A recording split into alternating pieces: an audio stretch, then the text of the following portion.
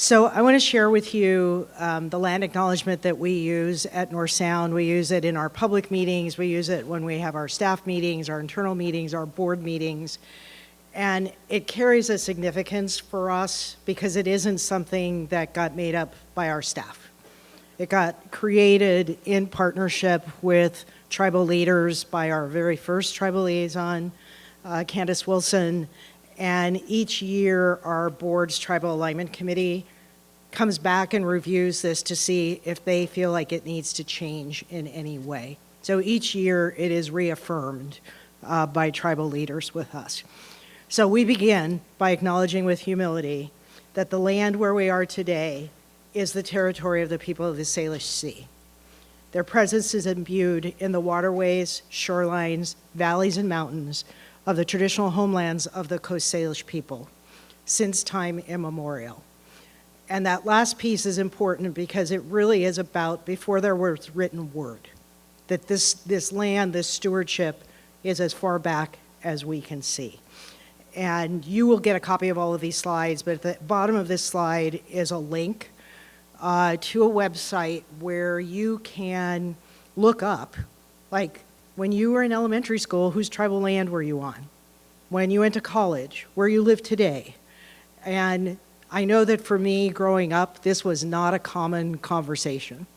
The knowledge and the awareness of this has really changed for me since being here in the North Sound region. And I'll just add one more piece about Michaela before I move on. And I kind of get blown away when Michaela says she's been here for almost 7 years, because I think, wow, I can remember the first interview we did with Michaela. And North Sound is unique in this set of relationships and the investment in having a tribal liaison. We're one of 9 ACHs. The other ACHs also have tribal liaisons or people who are a part of tribal relationships in different ways. But Michaela knows, because she's a part of the statewide table, not all of the ACHs have the longevity of somebody who's been in place for almost 7 years. It comes and goes, it ebbs and flows, whatever metaphor one might use. But this is really important to North Sound. And so anybody who becomes part of the Collaborative Action Network, one of the first things that we talk about is honoring tribal sovereignty. So our relationship with the tribes is really important. We're hoping that you and your organizations carry that. Reach out to Michaela if you want to do a deeper dive in your own setting. This is just, it's that important to us. So I'm going to walk through some agreements that we have and some agreements we're asking you all to make as well.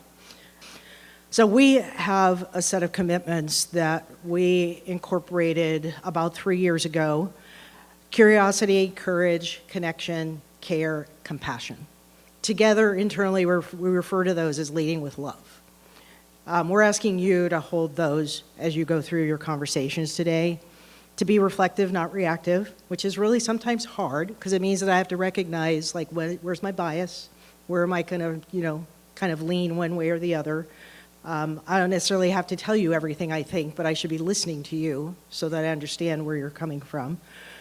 To embrace the complexity, we live in some unusual times, and multiple things can be true at the same time, even here in this room. So we just have to embrace that. To practice vulnerability, and there are a lot of folks in the room that model that I learn a lot from, and sometimes that means that we'll be uncomfortable, but if we'll get through the discomfort if we just kind of continue to know that we're in this together. We're listening to listen, not because I'm listening to you so that I can tell you something different, but really to ingest what it is that I'm hearing from you, using first-person language. What is said in this room stays here, and I want to share that not from a position of confidentiality, but really it's the notion that just because you hear someone tell their story does not mean that you get to carry their story and go and share it someplace else on their behalf. We all own our own stories, so asking you all to just remember that what you hear, it should inform you, but you don't get to carry it and take it somewhere else. Throughout the day, we're going to have different points in time when you're going to be doing things in these tables. So this gets really loud, and we're just saying, can you have one conversation at a time as we do some of the table work later. Makeda Wilborn is over can you stand just for a sec? All right. Makeda's over there. I asked Makeda if they'd like to have a microphone to introduce themselves. Makeda said no, that's okay. And Makeda is going to be doing some visual recording through the presentations that we're going to have for the first part of the day, probably through like maybe 1:30, 2 o'clock. And really trying to get us to understand what's at the heart of dealing with food insecurity. Because if I listen to the media, when we're all feeling food insecure, I should make a donation to the food bank. But there's more to it than that. So we've asked Makeda to help listen to what's going to be shared and to help us try and create a little bit of a picture of the fabric of what is it that gets held together in order for us to be thinking about food security. When you get your copy of the slides, there's a piece about Makeda in the slides that I'm also not going to read all out loud to you. And then before I turn this over, I want to talk about the objectives for today. So we want you all to leave this room kind of understanding what is it that we're talking about when we talk about food insecurity. Like who's impacted, what are some of the causes, what are some of the strategies that are available at the federal level, state level, community level, et cetera. We want to have you have some time to talk about how does that show up in the work that you do, in the people that you interact with. And then we're asking you, probably starting around 2 o'clock, a little bit after 2 o'clock, to be in dialogue with each other so that we can see if there's any collaborations that emerge. And then we're going to ask you, what do you recommend that North Sound ACH do with its available funds? And I'm going to come back to that a little bit after lunch. So this is our 3 objectives.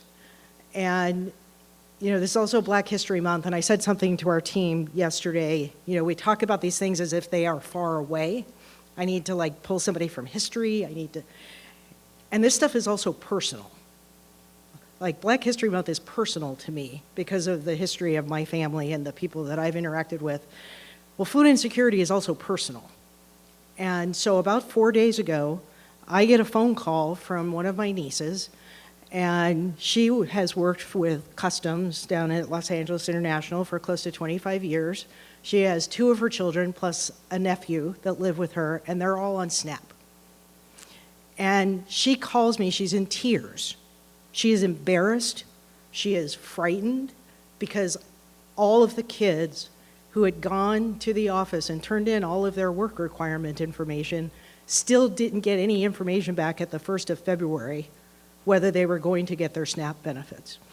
And so she calls me and she says, Auntie, I can't even imagine making this phone call to you, but the only thing we have in the kitchen is a bag of rice. Can you help us? And I said, well, of course I can. But I can't help her every week, every month. What I want to think is that we actually are all working to create a system where 4 working adults do not have access to food. But that is happening all around us all the time. And so this topic today, I'm just going to keep saying, is both personal and it's cerebral. It's policy and it's everyday work. But you all are here in this room, I assume, because you're also interested in seeing how we can get better.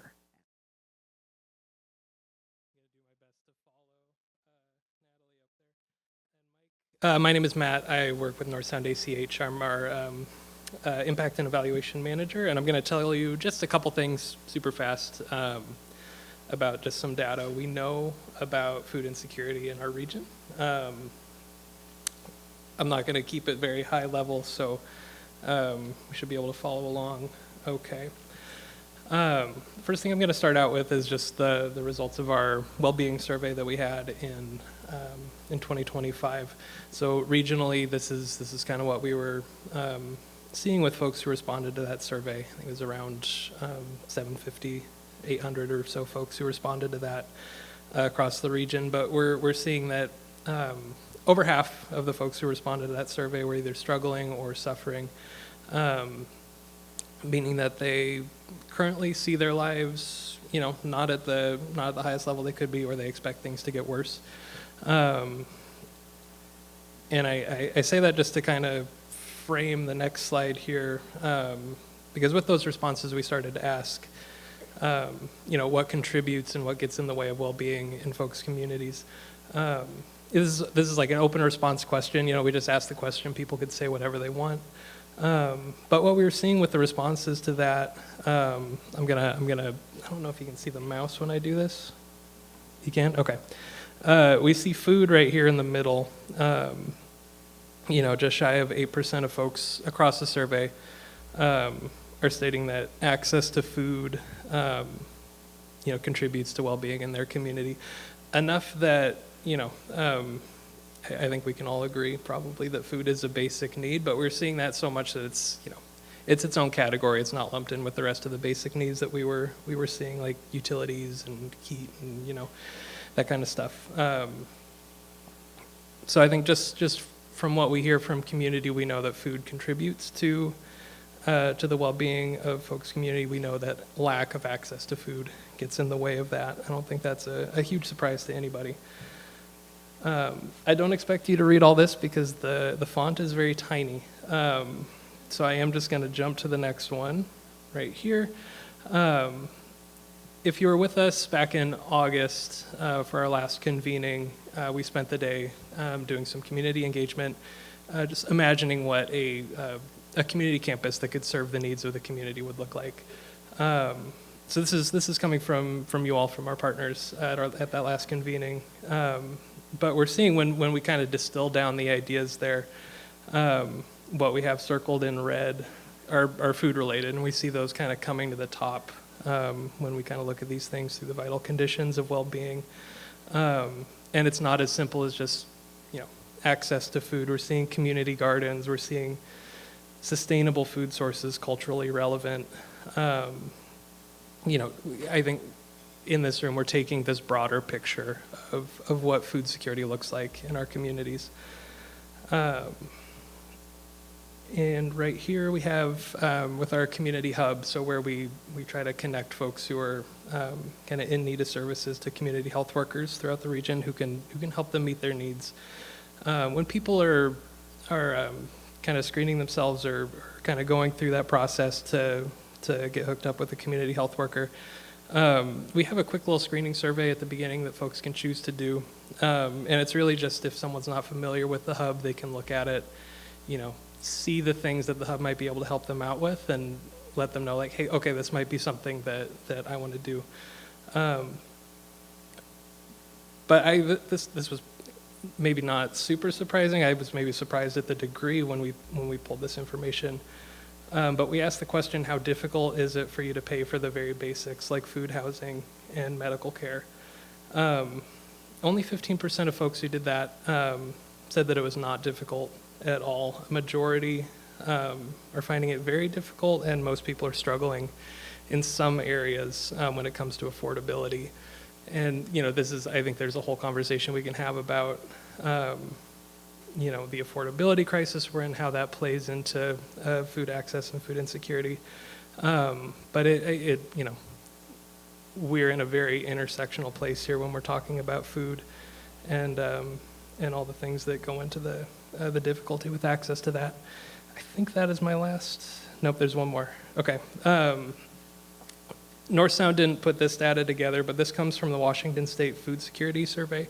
It's put together by University of Washington and Washington State University. And they sample folks, survey folks throughout the state, focusing a lot on folks who are, hooked up with SNAP, EBT, trying to look at some of the barriers that folks who are already struggling with food insecurity are facing. And I bring this slide up just to point out that they're overrepresenting folks who are already accessing services to help with food security. And I pulled the numbers for the North Sound region. I pulled this maybe just to show that there is still a lot of work to do, right? This is represented a lot by folks who are already seeking the services that we have available. And yet, many people are still experiencing very low or low food security, with us kind of doing our all, with the systems that we have in place. So yeah, Mike, I really appreciate the the parable, the baby's water. Like we're pulling out the babies we can, but I think we could do a lot more. So I just bring this data up to give us a look at what we're seeing in the North Sound region right now, and to show that, like Liz said too, this is not just a cerebral issue. This is a personal thing that is happening in our communities. I don't think we need to do the raise hands thing, but I'm sure we all know somebody who is impacted by this. Yeah, and that's the end of my data slides.